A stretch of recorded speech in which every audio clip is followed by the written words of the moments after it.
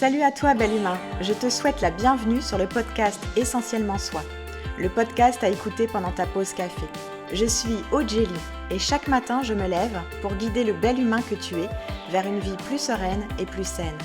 Je t'aide à libérer tes tensions physiques, mentales et émotionnelles grâce à des outils de développement personnel et l'utilisation des huiles essentielles.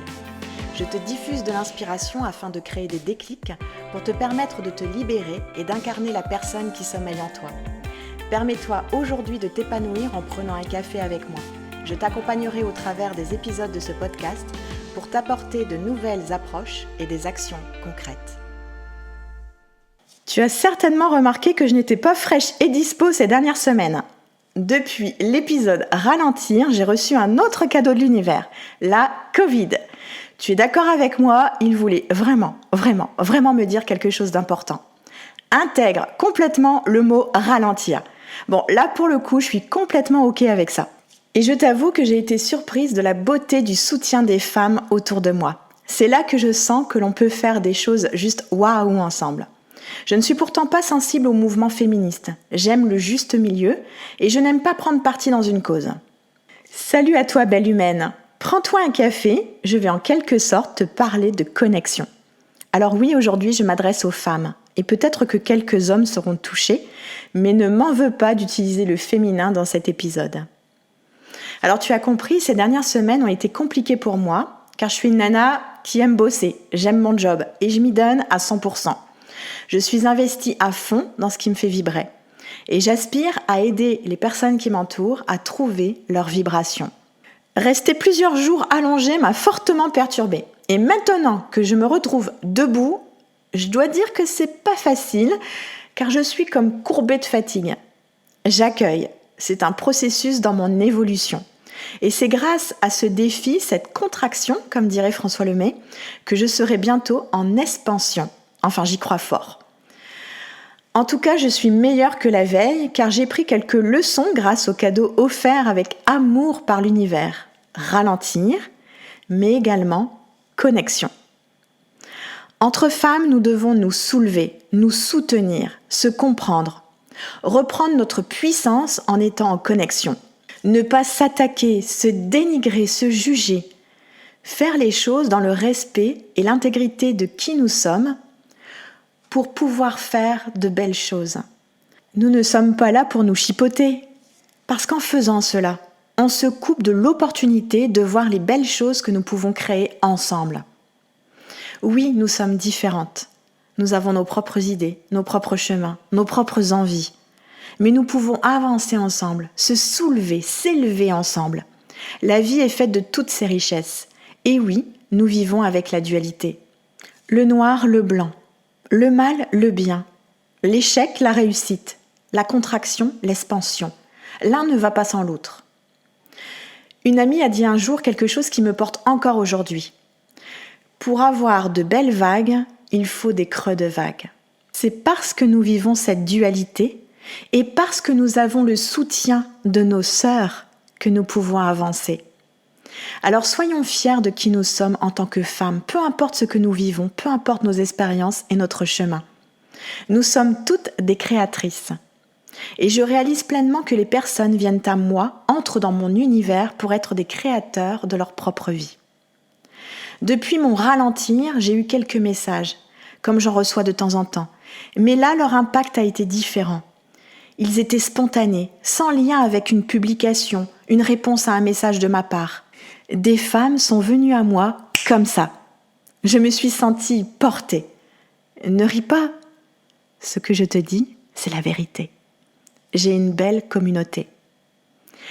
Et j'étais en lien avec mes stagiaires pour leur donner des nouvelles concernant leur programme. Bien oui, pour bien faire, j'étais immobilisée en plein lancement d'une formation. Eh bien, j'ai reçu beaucoup de soutien, de compréhension de leur part. Et pour elles, je maintiens le cap. Ce sont des femmes et elles me portent, elles me donnent l'énergie nécessaire pour avancer. J'ai une belle communauté. Et j'aimerais te confier à toi qui m'écoutes le plus beau des messages que j'ai reçus. Un message qui m'a touché en plein cœur, un cadeau. Tous ceux qui m'entourent pourraient le confirmer. Je ne te laisse jamais trop longtemps sans te répondre, sans répondre à tes questions. Et une de mes belles stagiaires vient par un message me demander si j'aurais 5 minutes pour répondre à une question. J'avais repris mes consultations, alors je lui ai dit que je compte rentrer vers 20h, qu'elle peut me laisser sa question et que j'y répondrai à mon retour. Après m'avoir donné son avis des plus touchants sur ma formation, elle me pose donc sa question. Écoute ça. Ces 5 minutes que tu es prête à donner sans compter, peux-tu là à 20h quand tu as fini les prendre pour toi ? Je ne peux pas apporter comme tu m'apportes, mais je peux t'offrir ces 5 minutes. Alors prendras-tu 5 minutes surprise pour toi ? Elle n'en avait pas conscience, mais elle venait de m'apporter tellement, un merveilleux cadeau. Son message fut une révélation sur la sororité, la fraternité féminine, la connexion. La puissance de la sororité nous permet de vibrer encore plus. Une connexion à l'autre, authentique, pure, peu importe son appartenance sociale, ses origines, son job, ses fréquentations. Créer un espace où nous pouvons nous parler, nous dévoiler et recevoir. Être dans l'accueil sans jugement. Grâce à cette femme, je sais que nous pouvons ensemble reprendre notre puissance, s'élever ensemble, être dans la co-création. Nous sommes reliés les unes aux autres, nous sommes connectés. Et je te confirme qu'en partant à la découverte de l'autre, on part à la rencontre de soi. Je constate qu'alors même que nous sommes exigeantes envers nous-mêmes, nous sommes capables d'amour, de douceur, d'empathie envers les autres femmes. Ne nous laissons pas emporter par le jugement, le dénigrement. Arrêtons de nous chipoter. Nous nous devons d'être cette femme qui porte l'autre, qui lui permet de s'élever. Pour ma part, afin de m'aider à être pleinement dans le cœur, dans cette connexion à l'autre, à soi, j'ai utilisé une huile essentielle, la rose de Damas, et j'ai médité. Alors la rose n'est pas conseillée aux femmes enceintes au premier trimestre et les enfants de moins de 3 ans. Cette huile essentielle de rose m'a permis de chasser la colère contre moi, de ne pas pouvoir être présente comme je le souhaitais, de lâcher prise vis-à-vis des défis qui se présentaient à moi, et donc d'être dans l'ouverture du cœur, et donc de favoriser la compassion, la tendresse, la confiance, être en pleine ouverture à moi et à l'autre. Alors j'utilise l'huile essentielle de rose dans un roll-on de 10 ml où je mets 10 gouttes de cette huile essentielle de rose dans 10 ml d'huile végétale. Et je l'applique d'abord sur le cœur et ensuite je l'applique dans le creux des mains et je respire profondément.